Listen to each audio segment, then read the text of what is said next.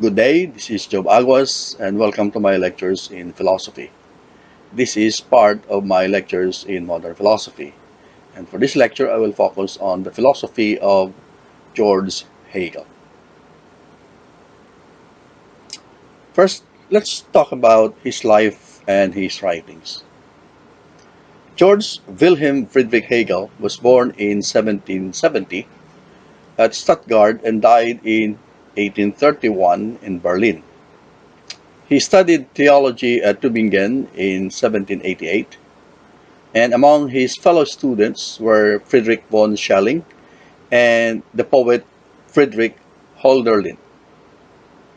He devoted himself to the study of contemporary philosophy, meaning contemporary philosophy during his time, and the cultivation of Greek classics.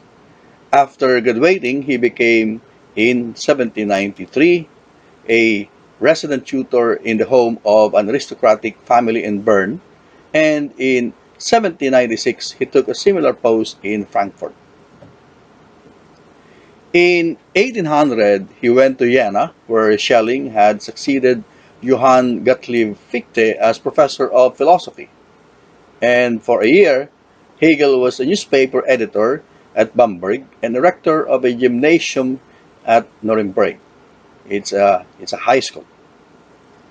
In 1816, he was appointed professor of philosophy at Heidelberg, and then he was appointed chair of philosophy at the University of Berlin in 1880. That's 1818. And he died in 1831 in a cholera pandemic.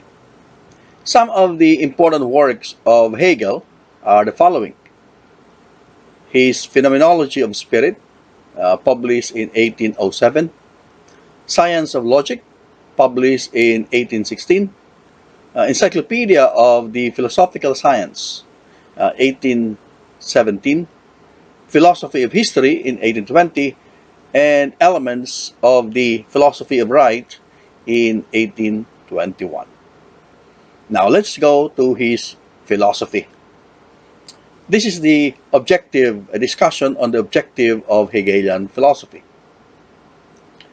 While Kant, Fichte, and Schelling developed a philosophy as a system of transcendental idealism, Hegel attempted to reduce this into a more systematic and unified system. Hegel combined two significant but insufficiently developed ideas of his predecessors, namely Fichte and Schelling. Fichte had emphasized a certain antithetical process in reality, which means that an ego posits a non-ego, and spirit evokes nature. Schelling, on the other hand, thought of the cosmic tendency toward ultimate unity, meaning unity or nature is latent in spirit. So these are two different ideas or concepts that Hegel later on would try to synthesize in his own philosophy. So while Fichte tends towards a synthesis of opposites, he actually favored the other one, namely the moral will or the spirit over nature. Schelling, on the other hand, expressed a basic synthesis as an identity, but not as a real unity of differences. So we can see here where Hegel would situate his own philosophy based on these two ideas of his predecessors. So Hegel, for his part, developed a true synthesis, meaning a unity in differences. The whole structure of nature, as known by the human mind or thought, is a system of different but related events. Nature and spirit expresses a contrast to be resolved. So for Hegel, it's not a kind of identity, but rather a kind of synthesis where the two opposing or opposite poles will maintain their own distinct characteristics. So it's a kind of unity in differences, not a kind of identity between the opposite poles. So every idea points to its contending opposite. Every idea, there is an opposite. And its very opposition, a further and more integrated idea, is emerging.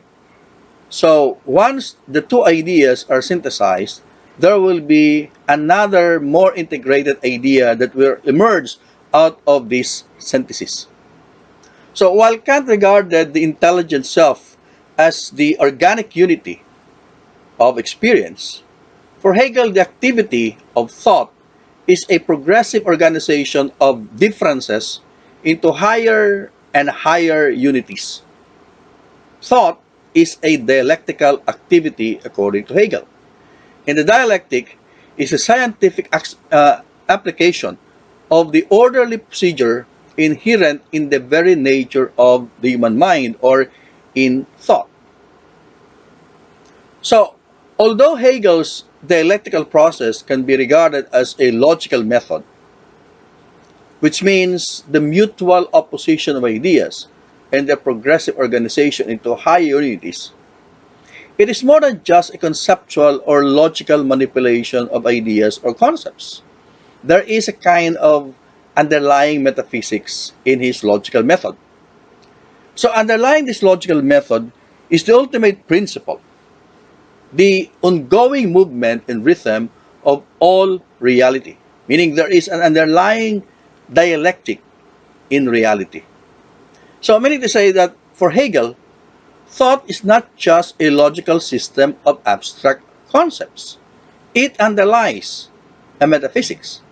So, once we understand the dialectical principle, which is perfectly manifested in our mind, we will also recognize its manifestation in the world of factual existence, meaning in nature or in external reality.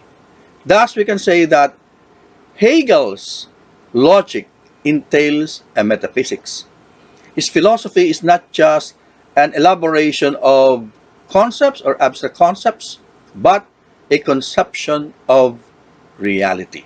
And we will see that as we move along this lecture or discussion. So, in applying the dialectical principle, Hegel questions the Aristotelian principles of contradiction and identity. These are logical principles in Aristotelian philosophy. For Aristotle, identity means that A is A. Okay? And the principle of contradiction means that B cannot be non-B at the same time. The principle of contradiction simply states that one cannot be true and false at the same time. So, the principle of identity and contradiction are two basic logical principles in Aristotelian philosophy. Now, such principles is important in formal logic of concepts. However, for Hegel, B and non-B are not just differentiated by opposition. They are not just contradictory statements because they are also related in distinction. Meaning to say, there is an underlying relationship between the two opposite poles, the B and non-B. So underlying their contradiction is a more intimate interrelation which points to their synthesis. Thus, when we think of multiple opposite judgments, like for example, A is B and A is not B, we know from this example that these judgments are contradictory statements. But for Hegel, they may lead to the judgment A is becoming B. So here, Hegel reconciles being and non-being into becoming. And this is an example of his dialectical principle. This resolution of abstract opposition of concepts into more concrete unities is an ongoing characteristic of thought. Thought will always try to find a kind of synthesis, a kind of connection between opposite poles or opposite things. These logical developments towards a synthesis is followed by the realization of a solution, the realized solution, which would then express its own opposite idea or antithesis. Now, Hegel applies the same dialectical principle to the distinction between appearance and the thing in itself, something that has been discussed and, of course, developed by his predecessor, Immanuel Kant. Kant said that there is a wide gap, a wide abyss between the appearance, meaning experience, and the things in themselves, between the phenomenon and the nomenon. So, now, that these two are total opposites. But again, Hegel applies the dialectical principle to connect this appearance and the thing itself, to connect the phenomenon with the nomenon. So, according to Kant, as far as our theoretical experience is concerned, there exists nothing except the appearances of things, the phenomena, and the unknown and unknowable substrate of these appearances, the noumena. Hegel assumed that in place of Kant's criticism of theoretical experience, we can substitute an incessantly progressive and productive immanent criticism, very similar or the same as the dialectical principle. So, if we do this, we shall find that the nominal reality is not really an unknowable substrate of appearances, but an ever-active process, the process of dialectic, which is thought and in reality constantly passes into its opposite in order to return to a higher and richer form of itself. This process in its barest and most basic form is being, and in its fullest and richest form is spirit, or absolute mind, which manifests itself in the state, in religion, and in philosophy. Now, let's go to some basic principles or basic concepts in Hegelian philosophy. Number one, the goal of philosophy for Hegel is to achieve a unified and systematic understanding in the whole of things. Okay, something that we have discussed in his objective of the objective is philosophy. Now, this is achieved through dialectics, as we have said. The world is permeated by a dynamic spiritual force that is in the process of unfolding itself and bringing to fruition a rational purpose. A rational purpose.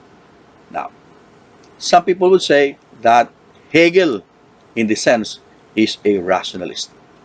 Well, with good qualification, he could be a rationalist.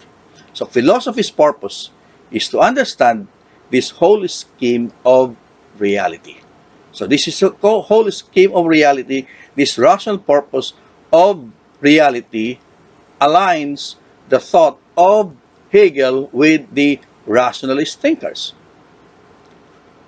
Now, second, every particular truth and every particular thing can only be understood as a particular aspect of that totality. Reality is absolute in the sense that it is completely self-contained. It does not need any other thing to be understood. Now, that sounds like the rationalist, right? So, the absolute reality is not just an ultimate substance. It is life, mind, subjectivity, spirit, which are all intrinsic to the reality as a whole. Number three, reality is an evolving unity. So reality is not just a totality, it is an evolving unity. Nothing can be understood apart from its place in history or from the grand scheme of things. Every idea, every object, every culture in historical period is just a part or segment of the ongoing historical process or development. So, the history of man in the concrete was as much a progression as the history of his thought. The mind, in its nature, is free, and each historical epoch embodied some aspect of or stage in the development of man's free mind. Every state or stage or epoch has its own spirit, the spirit of the time. Therefore, it is absurd for an individual to counter to his time except if he was preparing the way for future epoch. So in most cases, an individual will just go through this stage, okay, assuming that or incorporating himself to the progression of that particular stage or that particular era. And it is absurd to go against or to counter this development unless he is espousing a different, an opposite to that era, a kind of antithesis, which will bring about another synthesis. Number 4, and this is very famous for Hegel. What is rational is real, and what is real is rational. We find this in the preface of his philosophy of right. Reason can give us knowledge of reality. And since reality has a rational structure, then logic, the logic of dialectics, applies not only to our concepts, but to reality itself.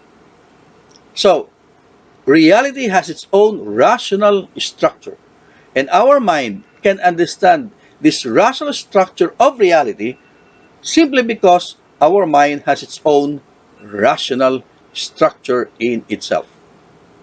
Hegel believes that there is a harmony between reason or thought and reality or the world. And with this conviction, he believes that the gap between concepts and reality can be overcome. So for Hegel, it is the business of philosophy to reconcile thought and reality, concept and experience. However, he thinks that reason alone cannot generate the details of reality. Experience also plays a role in knowledge because experience also contains within itself a certain logical structure. So, number 5, only mind, meaning the spirit, is real. Now, this doesn't mean that material things do not exist and only minds exist. This idealism in the German tradition suggests the reality or objectivity of ideas. Ideas, they have their own reality. They have their own objective existence. They're not just found in the mind. Okay? So, it somehow pictures the thought of a divine mind as immanent in matter, not as contained in some purely immaterial or spiritual mind. So we can trace this idea, this kind of idealism, to the philosophy, for example, of Spinoza, of Hegel, and even to the Neoplatonist tradition and the Augustinian tradition, where they think of ideas as having a kind of objective reality. But of course, this objective reality of ideas is contained or immanent in matter. So, it does have features very much close to the pantheist picture of divine thought, like for example, the idea of Spinoza. And when you think of the mind as integrated into matter, we think of the idealism of Leibniz, very much close to this kind of philosophy. Number 6, mind is not a plurality of immaterial substances, but a system of individuals actively developing their potentialities by embodying them in increasing complex forms. Now, this differentiates Hegel from Leibniz, especially from Leibniz plurality or multiplicity of the monads.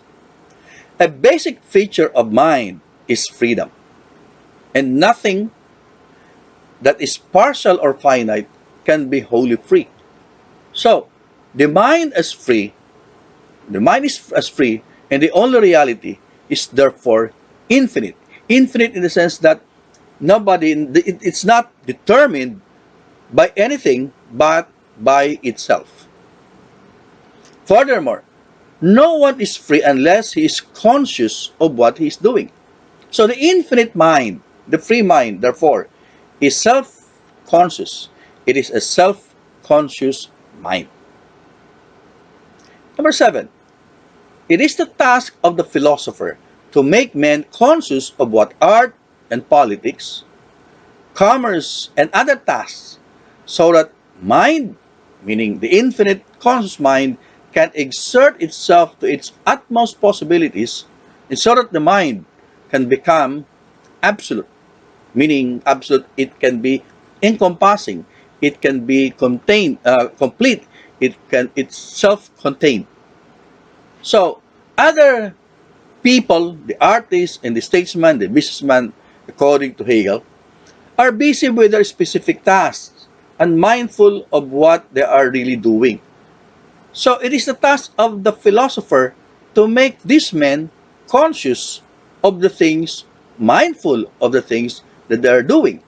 That everything that they do is part of a grand scheme of things, the totality of reality. So for Hegel, philosophy is an activity that purifies and frees the mind. Now, let's go to a very important concept or aspect of Hegelian philosophy, the dialectic, the doctrine of development.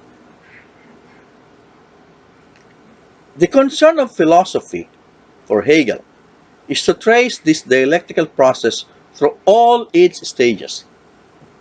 So Hegel proceeded to explore and to trace the logical organization of ideas from the most abstract concepts, which means the barest and the least comprehensive, to the most concrete, the most significant, the most integral of ideas. At the lowest level are the concepts of quality, quantity, measure, and at the highest level are the notions of life, knowledge, and the absolute idea.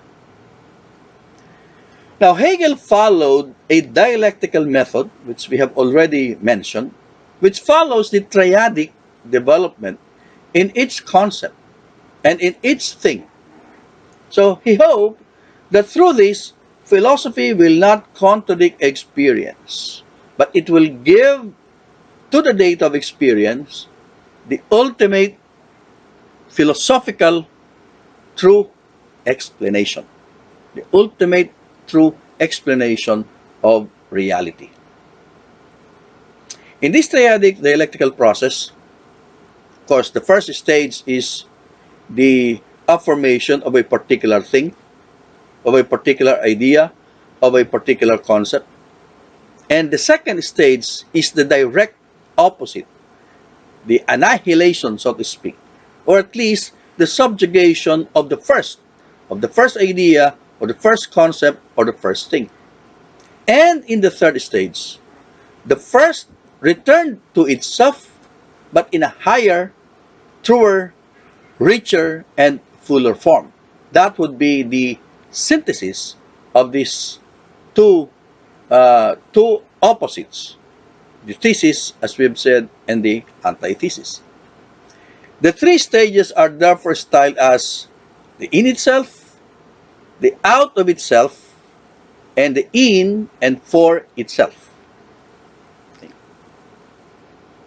In his work, The Phenomenology of the Spirit or the Mind, these three stages are found succeeding one another throughout the whole realm of thought and being. From the most abstract logical process up to the most complicated, concrete activity of organized mind in the succession of states or the production of systems of philosophy. For example, if we wish to know the nature of freedom, we take the concept first where we first find it. Where do we first find the concept or the nature of freedom? We can find it in the unrestrained action of the savages. The nature of the savage, where they can do everything, anything that they want. And in this stage, they do not feel the need of repressing any thought, any feeling, or any tendency to act. They just do as they please, as they feel. Okay? But in the next step, we find that the savage has given up his freedom in exchange for its opposite, the restraint or even the tyranny of civilization and law. So that is the subjugation, the annihilation of the first concept, of the first expression of freedom. Lastly, in the third stage of development, we find in the citizen, under the law, the rule of law, liberty in a higher and fuller sense than that in which the savage possess it in their previous stage or status. The liberty the liberty to do and to say and to think many things which were beyond the power of the savages in their first stage. So now the savage experience liberty in a much fuller, richer, and higher stage, because they can now express their power or their liberty beyond the power during the first stage or during the first expression or manifestation of freedom. Now, Hegel also recognized in the triadical triad a threefold progressive mental activity which characterizes common sense, science, and philosophy, respectively. At the common sense level of thought, the mind perceives, adapts, and affirms many things. It entertains the multiplicity of things in an unsystematic array and may sometimes describe, measure, and compare things, but it does not organize ideas. The scientific mind, on the other hand, this is now on the higher level, seeks order by overcoming the vague confusion of ideas that are found in the common sense level. So science now undertakes precise definition and clear distinction of things. Science now classifies and organizes ideas systematically. Okay. Now, however, at the level of science, we do not attain an integral insight and an organic total interpretation of reality. And this organic total interpretation of reality can only be attained in the level of philosophy. Therefore, philosophy attains the ultimate synthesis of ideas. Philosophy is able to provide a rational explanation of ideas or of reality. In his book Encyclopedia of Political Science, he divided the contents, divided this book into sections in which he expounded his system as a whole. So, he divided the sections into three fundamental divisions, namely logic, philosophy of nature, and philosophy of mind. Again, this division some is a manifestation of the dialectical principle and process. In logic, he expounded the categories as developing forms of thought. In philosophy of nature, he considered the idea in its otherness, out of itself, or externality. So in logic, in itself, in nature, out of itself, and then in the philosophy of mind, mind is considered as existing for itself, as conscious of itself and of the institutions it has given rise to. Okay? So the in itself logic, out of itself nature, and for itself mind. So within these three main divisions, there are further triadic subdivisions. Hegel regarded his work as a dialectical construction with thought and nature as opposites, meaning thesis and antithesis, united in mind and society, in the artistic and religious products of man, and ultimately in the activity of philosophical self-consciousness. So let's go to the different section of the encyclopedia. Logic or metaphysics deals with the dialectical process of development applied to reality in its most abstract form. So in logic, concepts are devoid of their empirical content. In logic, we are discussing the process in a vacuum, so to speak. Just abstract ideas. So it's what we can call the logical manipulation of concepts. The beginning of the study of reality, we encounter the logical concept of being. Being. So for Hegel, being is not a static concept. It is essentially dynamic because it tends by its very nature to pass over into nothing and then to return to itself in a higher concept, in becoming. So being, then nothing to becoming. Hegel subscribed to the idea of Aristotle that there is nothing more certain that being is being, or that being is identical with itself, that everything is what it is. That's practically the principle of identity. Okay? But Hegel adds that it is equally certain that being tends to become its opposite, meaning it tends to become nothing, and that both are united in the concept of becoming. So you have nothing, its opposite is, you have being, and its opposite is nothing, and the higher, the unified stage or state is becoming.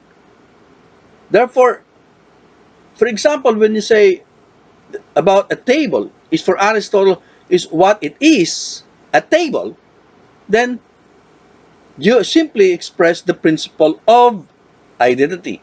A table is a table. But for Hegel, it is equally important truth that the table was a tree before it became a table, and that later on the table will be ashes, or it will degenerate into nothingness or into something else. So the whole truth of the process is that the tree became a table and then it will become ashes. So there is the process of becoming. So while a tree is not a table and a table is not a pile of ashes, but we can see here that the table actually developed from a tree and then it will later on turn into ashes. So for Hegel, therefore, becoming, not being, is the highest expression of reality and also the highest expression of thought. We attain fullest knowledge of a thing when we know what it was, what it is, and what it will be. In other words, when we know the history of its development through the dialectical process. So, as being and nothing develop into the higher concept of being, so further on in the scale of development, life and mind appear as the third terms of the process, and then they in turn develop into higher forms of themselves. In the lowest form, it is being. Higher up, it is life. And still higher form, it is mind. We say, well, of course, we are, but to exist is, how do you call it?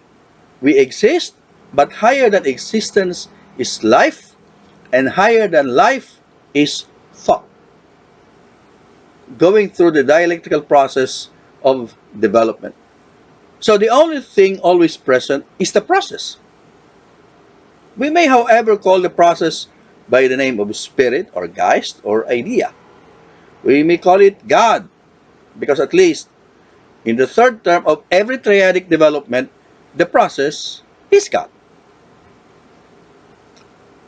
In philosophy of nature, so that's the first one in logic. Now, in philosophy of nature, in the second division, he showed the development of the idea where it enters into otherness in nature, the opposite, the external, the out of itself. So in nature, the idea has lost itself and its unity and is divided into many fragments. So idea now divided into many fragments in nature. But this loss of unity is only apparent, because in reality, the idea has merely concealed its unity. Nature, in the physical nature, for example, it reveals itself as successful attempts of the idea to emerge out of the state of otherness and present itself to us as a better, fuller, richer idea. And that is as a spirit or mind.